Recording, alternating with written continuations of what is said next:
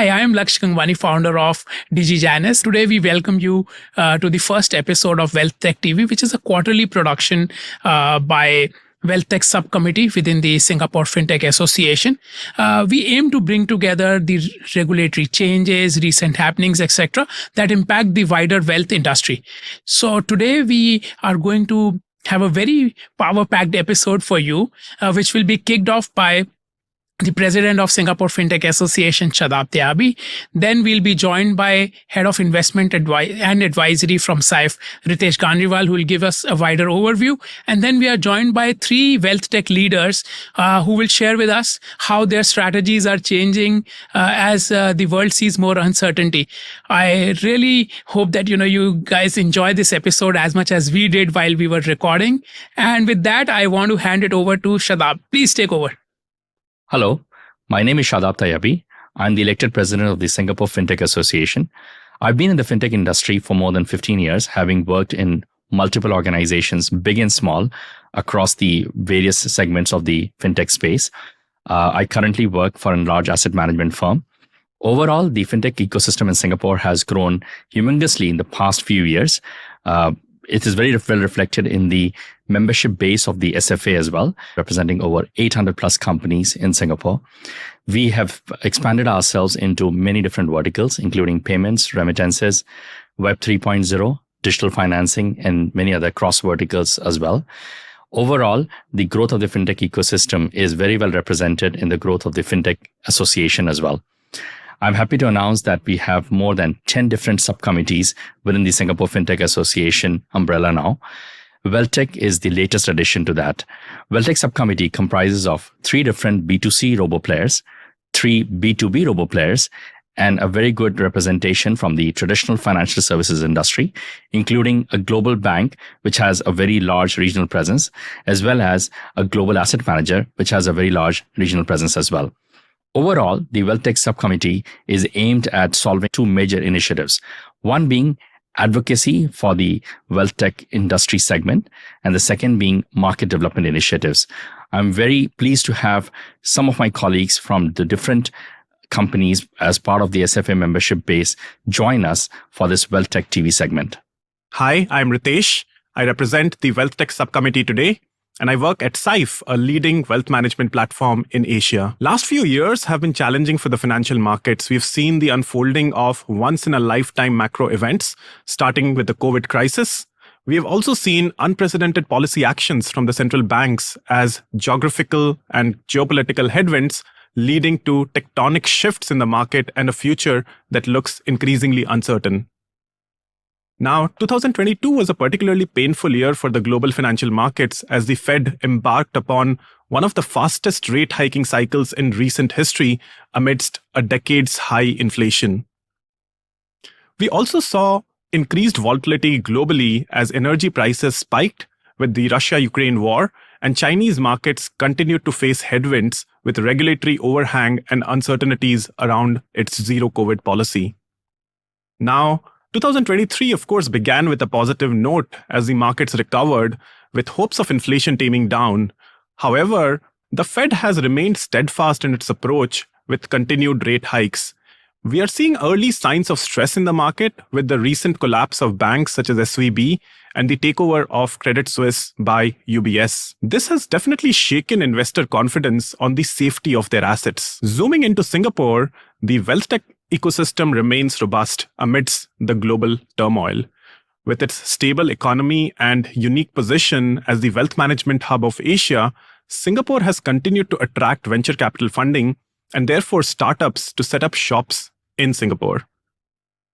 KPMG Pulse of Fintech 2022 actually shows that fintech investments in Singapore in 2022 witnessed a 3-year high of US $4.1 billion across 250 deals, and the top 3 investment areas were actually crypto/blockchain, payments, and wealth tech.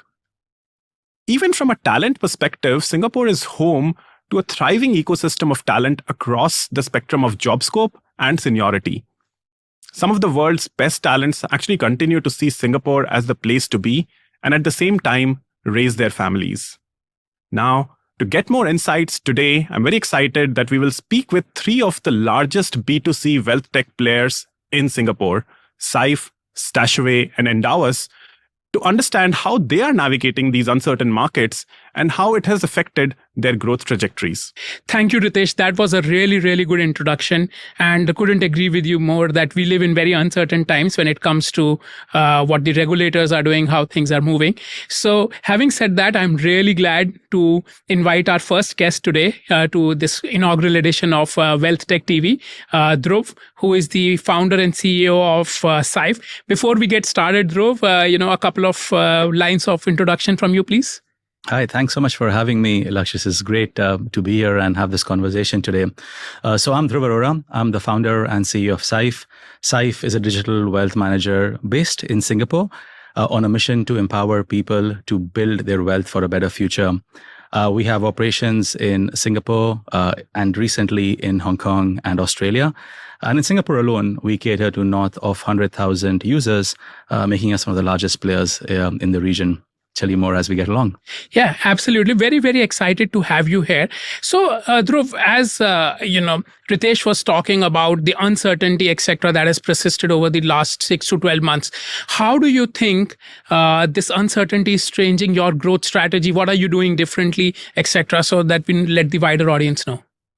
I think it's a great question, right? I think what has happened, this rising interest rates, constrained monetary, incentives for companies to just raise money at any point in time.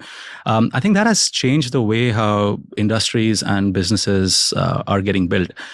If you go back like 2 years, 3 years, many companies were getting built with the premise that money's going to be easy. You can do whatever. You have a lot of this time at your hand.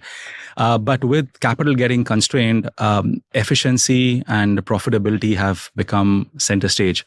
So it's quite a tectonic shift away from this grow at all costs in all circumstances. Now, while this might sound like a little bit like a problem, hey, we just had money, now we don't have it. In reality, if you think any business should be built that way, it comes down to building businesses on solid fundamentals. You have your supply, you have your demand, you have your unit economics. So it is the way how at least we've always thought of it is that we still need to grow, but we need to grow sustainably.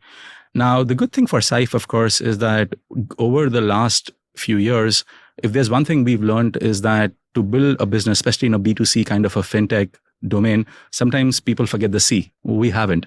So having that customer centricity has been in the core of what we are building. And what we have done over the last, year or two is we focused heavily on launching new products. As you know, we are the first neo broker in Singapore, which launched about a year ago.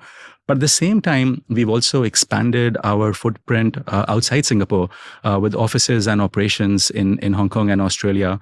So while, yes, it is true that growth is a bit slower because companies are a bit more conservative with how they are spending and so on and so forth. I think for us, we've continued to grow. And the last few months are the best we've had as a business. So thank you, Dhruv, for that wonderful answer. Now, let me welcome our next guest, Michael. The same question to you. With all the uncertainty around us, how is your growth strategy changing? How are the conversations around growth changing within StashAway? So thank you for the question. The short answer is that it didn't change much. Our internal discussions on growth has been similar across the last few years of the company, and especially since we started to achieve a certain size. We have always tried to be coherent with what we tell clients and what we do internally. So we've always told clients, invest through the ups and downs of the markets. It's a long journey to build wealth. There's going to be several negative periods as well as positive periods in the macro environment and in the market environment throughout your 20, 30, 40 years investment period. And so you need to be prepared for it, and you need to stick to your plan when the wind changes. The same we have tried to do internally. So we have continuously invested in growth, and we've continuously invested in refining our offering for our clients. When you look at it from a product's perspective, we have a set of cash management product, which obviously have benefited from higher interest rates in late 2022 and early 2023. And so there's not been any big change there other than making the products more interesting, perhaps, and a kind of good solution for somebody that does not want to invest all of their savings in the equity and bond markets. And on the investment side, we've always had a dynamic asset allocation strategy. Our core product, it's called ERA, Economic Regime-Based Asset Allocation. And what that means is that we adapt asset allocation as macroeconomic conditions change. And so to your question, the change in macroeconomic conditions did have an impact on the offering and the portfolios we built. So for instance, in 2022, our portfolios had a lot of exposure to asset classes that have offer inflation protection, something like inflation-linked bonds, floating rate bonds on the fixed income side, or energy stocks, for instance, on the equity side. While toward the end of 2022, we have transitioned and repositioned the portfolios to be able to navigate a stagflationary environment. And so we reduce some of the inflation protection and increase broader protection. So now you will find more emerging markets, you will find some healthcare exposure, and therefore you'll find some tweaks there. We will continue to use our algorithm, our framework, to make sure that the offering is in sync with what's happening in the market. Thank you, Michael, for that answer. So, Greg, coming to you, the same question. There is so much uncertainty around in the market. How has that changed the growth discussions internally within Endowus? I think, there is a lot of uncertainty in the markets, but a lot of it is a strong tailwind for Endowus longer term. We are redefining the way people manage their wealth. The trend towards digitization, the introduction of AI, the automation of a lot of parts of managing your wealth to be more efficient, democratization of access to products, and sort of that systematic, high quality advice, all of that is greatly in our favor. And I think when the world does, reset asset prices and we move out of this period, I think Endowus is in a really great position to excel. Greg, amazing answer. Now, I want to ask you another question. You have recently acquired a multifamily office in Hong Kong. So how does that change what you're doing? How does that impact the offering that you have currently? Would love to know more about that. So we recently acquired one of the largest multifamily offices in Hong Kong. The purpose of that is to really improve the adoption curve by different segments of the wealth market to go digital, to go more efficient, to introduce automation, to create a better wealth management experience. I think nothing really changes in Endowus's core values and the offerings that we have. We see that different parts of the market require our services, and purchasing this multifamily office gives us another realm in which we can play. Thank you, and great answer. So, Michael, coming back to you for the next question. We have seen that StashAway has made some definitive steps towards catering to HNI, ultra HNI customers. You have RM-led journeys now, though you started as a purely robo-advisory platform or a DIY platform. So walk us through the thought process there and why take this step when you already have a very good DIY offering and which is doing so well. So when we launched originally in 2017, our core target markets were what the banks called mass affluent, people with somewhere between a few $100,000 and a couple of $1 million in financial wealth, people served by the premium banking models. We thought that that's a segment that starts to have enough savings, that have a problem, let's call it, of having savings to invest and to make it work for them.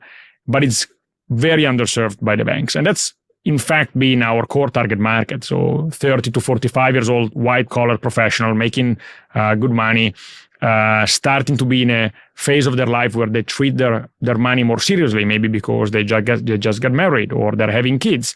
And that's been the core segment. Quite early in the journey, we realized that we actually started to attract higher net worth individuals as well as clients. And so we started talking to them. These were people that had somewhere between 2 and 10, 15 million US dollars in financial wealth. And we started asking them why. And we realized that people that have less than 10, 15 million US dollars in financial wealth are actually also not served particularly well by the traditional private banking system. Because once you start splitting money in 2 or 3 banks, your account per bank start to be at the bottom of what a private bank will expect from you in order to provide certain level of service and provide certain level of fees. And so that's why we saw clients started to invest, and we decided to build a better proposition. We launched StashAway Reserve in 2022, and StashAway Reserve adds a couple of offering to what we offer to everyone else. So on the product side, we now give very easy access to private equity venture capital, angel investing, and crypto. So the ability to add crypto to a portfolio, Bitcoin and Ethereum. For instance, the private equity program allows our clients to build a diversified portfolio of top-tier private equity funds with budgets that are affordable, that are minimum $50,000 a year to invest in 6 to 7 funds per year. To give example, last year we made commitments to KKR, to Silver Lake, to Khosla Ventures, to Lexington Partners. So these are all kind of blue chip names in the industry that have been part of the program over the last 12 months. And the next 12 months, we plan on doing the same. From a service perspective, in addition to the service that all of our clients have access to, both on the app as well as through our customer support, we StashAway Reserve clients also have a dedicated wealth advisor. And this is a person that they can talk to whenever they want. They can schedule appointments through the app. And this is somebody that can help them think about how to position StashAway and StashAway's offering within the overall offering and the overall portfolio that they might have at different institutions. And this has been quite successful. In fact, we now have around 1/3 of our assets coming from high net worth individuals. Thank you, Michael, for sharing that. And coming back to you, Dhruv, with the next question. You mentioned something very interesting in the introduction. So while you were introducing and you were talking about growth strategy, you talked about the neo brokerage that is Syfe Trade that you have come up with. Now, this is a double barrel question. 2 questions back to back here. One, does Singapore really need a new brokerage platform with there are so many of them already around? And the second part is, how do you even differentiate with something which has been commoditized so much? There are so many platforms, right? So a double barrel question for you here. So, well, if you'd asked me before Syfe Trade launched, we did need. Now that Syfe Trade has launched, we don't need. Right, that's how I would first answer the question, right? But going a bit deeper, right? I think it's important for us to see how does this evolve and become a part of Syfe itself. So maybe I'll first tell you why did we decide to do it, and the second we can then address is it like crowded market and et cetera, et cetera. So if I go back on the premise of starting Syfe and when we were building Syfe, our key focus was to build one platform where people can manage their money, right? People generally are either busy or don't have the know-how or don't have the time, etc., to, just do it themselves. Now, some do, but majority of people don't. Furthermore, back in my day at UBS, we would build these incredible solutions for people who had tens of millions, hundreds of millions of dollars. How do you give it to someone who has $50,000 or $100,000? So the most conventional answer in Singapore was that you go to one of the, the big 3 banks, you get an advisor, typically his or her incentive is not aligned with you, and it's, what follows, right? Essentially, they're going to make you spin trades and et cetera, et cetera. Long story short, the user in the process gets disadvantaged. So the premise of Syfe was always, okay, can we give users the right kind of access, the right kind of advice, and the right kind of affordability? Now, that is something which we've done successfully with Wealth, where we are giving essentially institutional level quality of solutions, and we are giving it to the masses. As users evolve, it's also possible that while Wealth might be used for their core long-term strategy, right, like my buying a home, my kids' education, retirement, etc., people do by human psychology plus by their own inclination, as they get mature, they do want to take view which might be a medium term view, right? And they would say, okay, maybe I should go and buy a Tesla. Maybe I should, your travel is recovering. Maybe I should go and buy an SIA. So from our perspective, when we launched Syfe Trade, it was not like, oh, there are other brokers doing it. How we define a broker? We thought the premise that we had was this is the natural extension of us as a platform. And the premise for us at Syfe is how can we build one platform where we manage money, one place where people feel their money is done right. Now, whether it's happening through a managed portfolio, whether it's happening through, a brokerage, or whether it's going to be happening through some very exciting things we are launching in the coming few months and quarters, I think we're kind of agnostic to it. Right. But the premise of this still remains the same thing I said earlier. You have to do right with the person, the C, the consumer. Now, when you ask, there are other players out there, how do you really differentiate? This was something that we also gave some thought. So just to begin, the way how we differentiate, we are the first one who actually genuinely introduced free trading.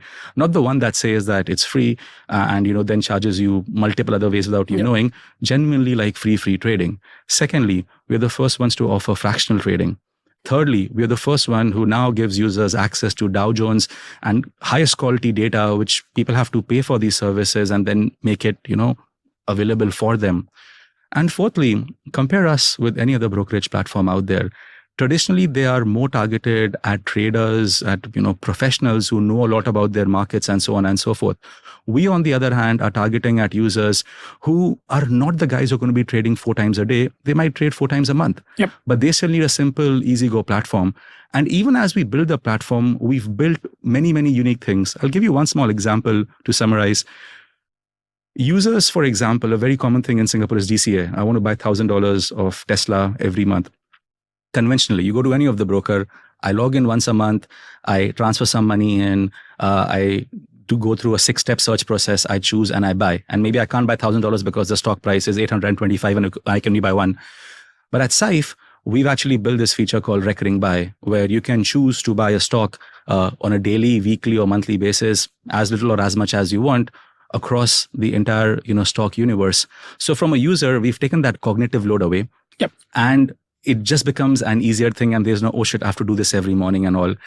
This is the kind of evolution that we are trying to get away from and differentiate more on the clumsy side and more on the user like unfriendly interfaces. And this is what has led to the growth of Syfe and the brokerage product doing extremely well in the markets. Thank you. That was a great answer. And I love the part where you said, take the cognitive load away from the user. Thank you. This was amazing. Loved having you on the show. My pleasure. And, couldn't have asked for a better guest to start off our WealthTech TV.